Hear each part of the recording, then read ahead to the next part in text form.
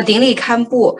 我有听过一句话叫"一念嗔恨起，火烧功德林"，我就不是太理解。比方说我们在一些很吉祥的日子，然后做大量的放生佛事，然后做了很多的供灯供香，做了很多的善事嘛。但是就是我们也有做一个小的回向，然后在整个活动结束之后呢，如果我们因为自己的一些情绪起来，或者是不如意的事情，然后生了一个嗔恨心，那我前面所做的这些功德就没有了吗？我还听到网络上有一些开示说是，我之前的所有的功德都没有了。那我就觉得这个说法，我一听到，我感觉我做善事也没有什么动力了。如果我生了一个嗔恨心，我前面的这些功德就全部都没有了。我不知道怎么去看待这件事情，怎么去解释这句话呢？什么叫一念嗔恨起，火烧功德林？请堪布开示一下。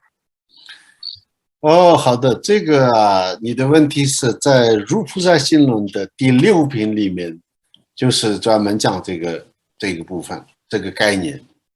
我们当初在佛学院里面一开始这个学这个入行论的时候，在这个方面呢，会有一些大家要讨论的，就是这一个编经的时候也专门有这个主题，而且我记得宝珠仁波切他们的开示里面有关于这个就是你一起一个嗔恨心，就是消灭了所有这个什么过去的所有的这个善根。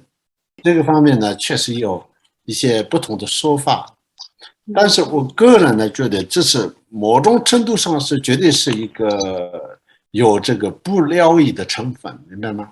因为什么呢？大乘佛法和小乘，我们现在基本上也不叫小乘，但是这个声闻乘，大乘呢特别强调菩提心。比如说小乘佛法呢特别强调出离心。出离心如果要远离轮回的话呢，我们不讲大轮回，自己的家庭是小轮回。所以小乘佛法里面出家是特别重要的一个事情。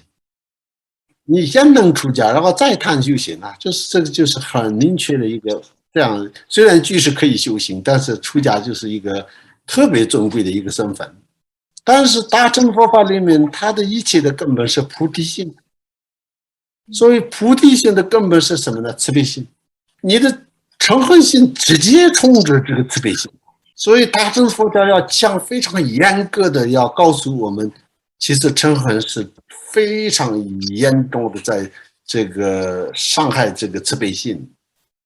因为慈悲心的话呢，你这个对象对众生的这个慈悲心的一种爱和那种一个接受的一个行为嘛。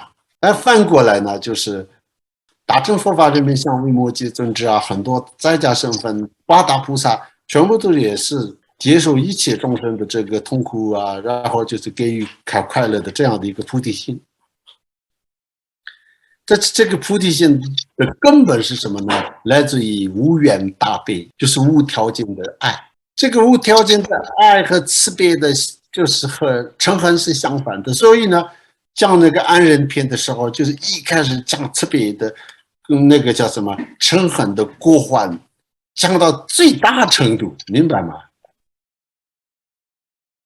这也是一种教导的方式。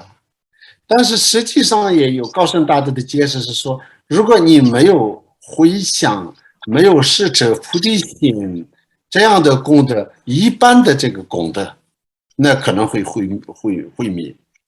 但是呢，你就是用菩提心施者，用回向一个圆满的这个菩提的这个回向的一刹那的这个念头，就不会毁掉所有的善根。但是呢，这个尤其是声闻乘、金刚乘、密乘。个别的一个根本的他们的一个主要的一个宗旨或者那种原理以这个角度在谈的时候，他们的根本的这个关键在哪里？这个就是这个成就和一切的这个他们的修行，这个是其实也很重要。有时候所以呢，为什么大乘里面是吃肉食，其实是比那个身份证还更严格，讲的更严格。戒律里面3禁肉是可以允许的，但是你知道，在这个大涅槃经和人戒经里面呢，所有肉都是禁着啊，不能吃。为什么呢？因为慈悲心是大乘的根本，嗔恨和杀害都一样。杀害的动机不至于嗔恨，比如说有些是贪图他的这个肉，所以杀，但是反正就是杀，无论是来自于贪嗔痴，就是大乘的最根本的一个出到地前了，所以就是这样讲。所以我们是说，并不是说是你真的是没办法立即任何善根，这样的话，那佛陀开始没有用啊，讲佛法都是没有用的。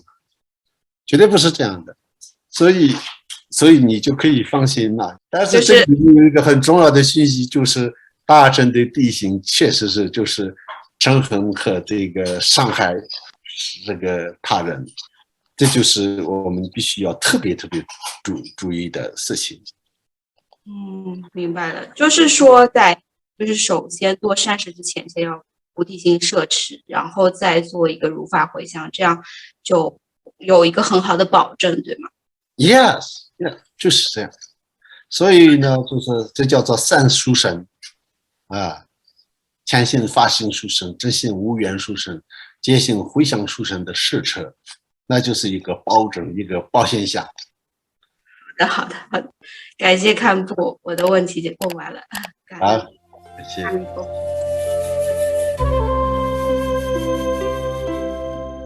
南无